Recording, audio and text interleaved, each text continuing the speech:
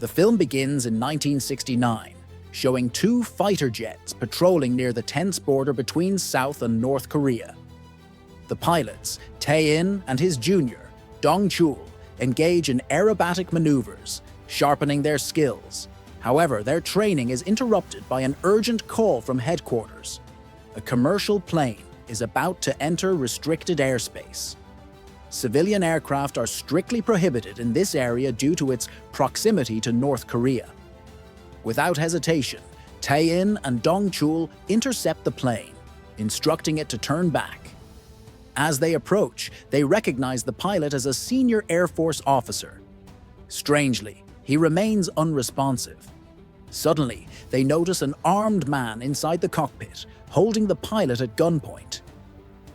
The situation escalates rapidly.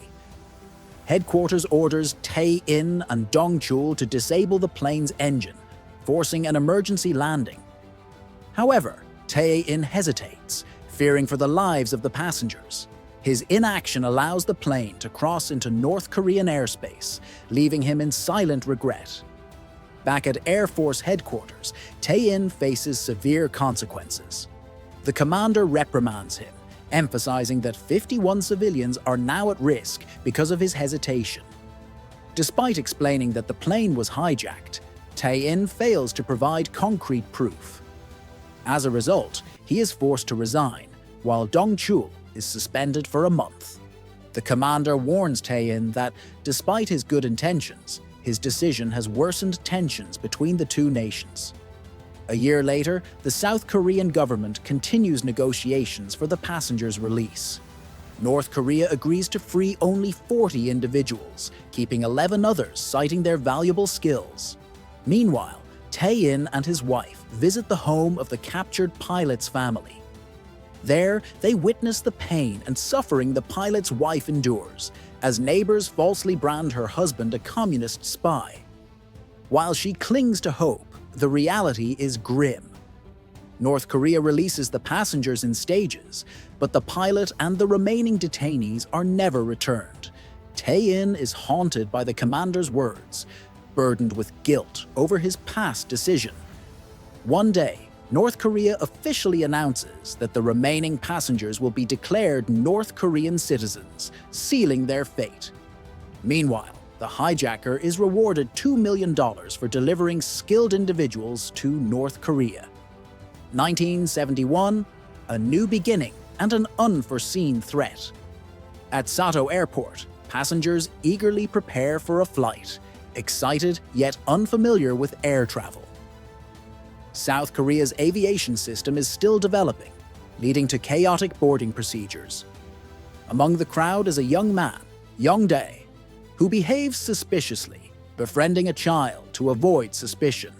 As the passengers settle in, Tae-in, now a commercial co-pilot, prepares for takeoff alongside Captain Cusick. The flight takes off smoothly, with passengers marveling at the aerial view. Meanwhile, Young-dae, lost in thought, recalls his tragic past, his parents' deaths, and his brother's mysterious disappearance. His reason for being on this flight soon becomes clear. He is on a mission to reunite with his brother. Without warning, Young-dae stands up and retrieves a homemade bomb, throwing the aircraft into chaos. Security officer Chung-bae attempts to control the situation, but the bomb detonates, causing severe turbulence. Tae-in regains control of the plane, ensuring it remains intact. However, the ordeal is far from over. Young-dae storms the cockpit, holding the pilots at gunpoint, demanding they divert the flight toward North Korea. Tae-in complies to ensure the passengers' safety while secretly formulating a plan. He signals flight attendant Ok-sun to locate Chung-bae's missing pistol, the only means of turning the tide. Meanwhile, Captain Cusick, injured from the turbulence, engages Young-dae in conversation, uncovering his shocking motivation. Young-dae is the younger brother of the hijacker from 2 years ago. Fueled by resentment against South Korea, he intends to follow in his brother's footsteps. A desperate battle for control. As tensions rise, passengers rally to ambush Yongdae. The plan nearly succeeds, but Yongdae retrieves Chungbei's pistol, regaining control. To prevent another attack, he stabs a passenger in the leg. Ok-sun bravely tends to the wounded, while Taein discreetly sabotages the fuel gauge, tricking Yongdae into believing they are running low on fuel. Captain Cusick amplifies the deception, announcing that they have entered North Korean airspace and ordering passengers to destroy their identification cards to avoid being claimed by the communist regime. Yongdae, reflecting on his past, remains resolute. Meanwhile, Chungbei secretly instructs a passenger to untie his hands, but the ropes are too tight. Just then, an alarm sounds. Tae-in's sabotage is working.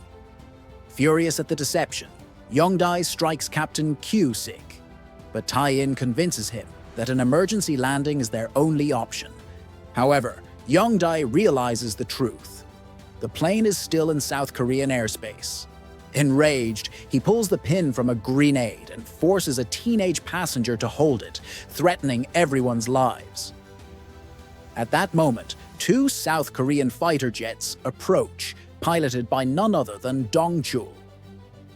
Unable to communicate, Tae-in signals to his former comrade, who learns that North Korean fighter jets are en route to shoot them down.